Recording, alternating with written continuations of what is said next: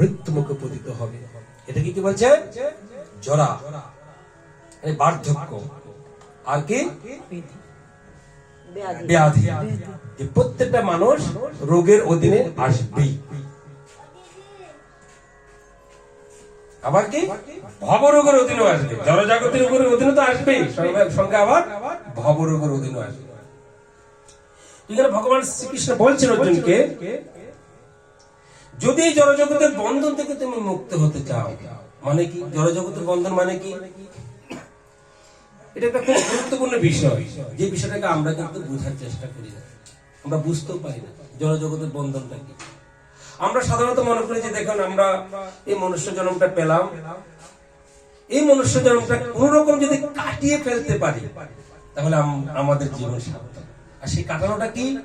সেই কাটানোটা হলো এই যে আমি আমার ছোটবেলা থেকে ধীরে ধীরে ধীরে ধীরে লেখাপড়ার মাধ্যমে আমি আমার পায়ের উপরে দাঁড়িয়ে স্বাবলম্বন হয়ে বিবাহ করে সন্তান উৎপাদন করে মা বাবার প্রতি দায়িত্ব পালন করে পরিবার প্রতিজনের প্রতি আমার দায়িত্ব কর্তব্য পালন করে যদি আমি ধীরে ধীরে আমার কোন একদিন মৃত্যু হয়ে যায়, তাহলে আমরা মনে করছি কি যে আমরা খুবই সুখী।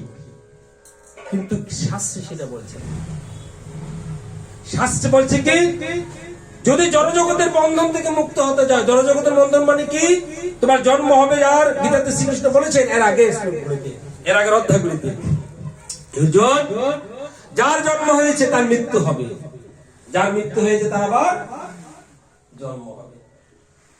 এখন যে জন্মটা হবে, সেই জন্মটা কি জন্ম হবে সেটা কিন্তু ভগবান বলছে সেটা আমার হাতে নেই।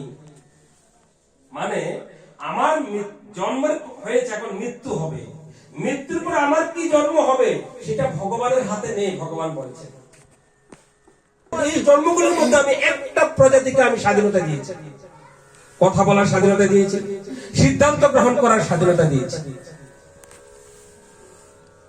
সে যে কোনো পরিস্থিতিতে যে কোনো সিদ্ধান্ত সে নিতে পারে। একটা মাত্র প্রজাতিকে 84 লক্ষের মধ্যে, পশু পক্ষী কীট পতঙ্গ গাছপালা থেকে শুরু করে শুধু একটা মাত্র প্রজাতি, সে প্রজাতির নাম মনুষ্য প্রজাতি। শুধু একমাত্র আমি মানুষকে শুধু আমি এই অপরচুনিটি দিয়েছি যে তুমি স্বাধীন, তুমি স্বতন্ত্র, তুমি যা ইচ্ছে তা করতে পারো। তুমি যদি চাও দেবতার স্তরে উন্নীত হতে পারো, তুমি যদি চাও তুমি পশু স্তরে উন্নীত হতে পারো, তুমি যদি চাও আমার ধামে আসতে পারো, তুমি যদি চাও বৈকুণ্ঠ লোকে আসতে পারো, তুমি যদি চাও স্বর্গে যেতে পারো, তুমি যদি চাও নরকে যেতে পারো। সম্পূর্ণ তোমার উপর আমি স্বাধীনতা দিয়েছি, তুমি যা ইচ্ছা তাই করতে পারো। ভগবান মনুষ্য প্রজাতিকে এই সুন্দর সুযোগ দিয়েছেন, কিন্তু মনুষ্য সেই সুযোগটা অপব্যবহার করছে। সে জানে না, কেন জানে না? যখন এই পৃথিবীর সৃষ্টি হচ্ছিল, ব্রহ্মাকে ভগবান শ্রীকৃষ্ণ যখন সৃষ্টি করেছেন, ব্রহ্মা ওনার পদ্ম থেকে বেরিয়ে এসে দেখছে কিছু দেখছে না, ওনার কি করণীয় তাও বুঝতে পারছে না। বারবার ওই পদ্মের নাল দিয়ে একবার ভিতরে যাচ্ছে, একবার বাইরে আসছে। তার অ্যাকচুয়ালি অ্যাক্টিভিটি কি, ডিউটিস কি, সে কিছু বুঝতে পারছে না। অনেক চেষ্টা করার পরে ব্রহ্মা একটা সাউন্ড, একটা প্রতিধ্বনি শুনতে পেল, তপ কি তপ, যে তপস্যা করো, তপস্যা ছাড়া তুমি আমাকে জানতে পারবে না, তোমার কর্তব্য অকর্তব্য সম্বন্ধে তুমি কিছুই জানতে পারবে না। তখন ব্রহ্মা তপস্যা করে ভগবানকে জানতে পেরেছিলেন। সেরকমই যদি আমরা শাস্ত্র সম্বন্ধে জানতে হয়, ভগবান সম্বন্ধে জানতে হয়, কর্তব্য কর্ম সম্বন্ধে জানতে হয়, মৃত্যু জন্ম সম্বন্ধে জানতে হয়, ভগবান ধাম সম্বন্ধে জানতে হয়, সেটা কোথা থেকে আমরা জানবো? শাস্ত্র অধ্যয়নের মাধ্যমে আমরা জানতে পারি। যদি আমরা গীতা না পড়ি তাহলে আমরা কিছুই বুঝতে পারবো না। তাই প্রতিদিন প্রতিটা মনুষ্য প্রজাতির জন্য উচিত হচ্ছে কি প্রতিদিন গীতা পাঠ করা। মনুষ্য মাত্রই আবাল বৃদ্ধ বনিতা সবার জন্য একটাই আদেশ, গীতা অধ্যয়ন করা। যদি আমি গীতা না পড়ি, বুঝে বুঝে গীতা অধ্যয়ন না করি, তাহলে আমি কিছুই বুঝতে পারবো না।